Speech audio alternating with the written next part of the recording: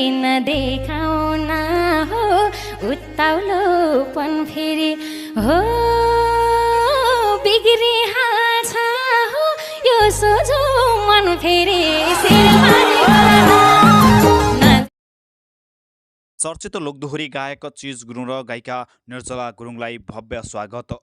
Haricot महोत्सव 2082 विशेष सांस्कृतिक कार्यक्रम फागुन 7 र 8 गतेमा भएको यस सांस्कृतिक कार्यक्रममा सहभागी भई गायक चिज गुरुङ र गायिका निर्जला गुरुङ लगायत सम्पूर्ण कलाकार टिमहरूको सँगै उहाँ भव्य स्वागत गरिएको थियो। चर्चित लोकदोहोरी गायक चिज गुरुङ र गायिका निर्जला गुरुङ भन्ने बित्तिकै पछिल्लो समयका साङ्गीतिक जोडीको रूपमा चिनिँदै आएका छन्। देश तथा विदेशमा रहेका हरेक नेपालीहरूको मनमुटुकमा बस्न सफल यो जोडी यति बेला निकै व्यस्त रहेको छ। श्री भुरुङ चौकी माध्यमिक विद्यालयले आयोजना गरेको हिरक महोत्सव 2082 विशेष सांस्कृतिक कार्यक्रममा फागुन 7 र 8मा भव्य रूपमा रमाइलो भएको थियो। गायक चिज गुरुङ र गायिका निर्जला गुरुङले फेसबुकबाट नै धन्यवाद प्रकट गरेका छन्।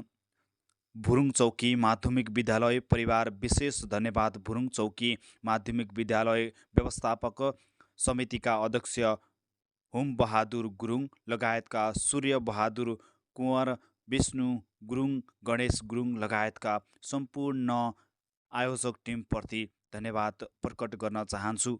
तपाईँहरूले हामीलाई यसरी गुहारेर हामी दर्शकहरूको माझमा यसरी बेसेर सहभागी हुन पायौँ र दर्शकहरूलाई खुसी बनाउन पायौँ भन्दै गायक चिज गुरुङले फेसबुकबाट यसरी दर्शक लगायत आयोजक टिमलाई धन्यवाद प्रकट गरेका हुन्।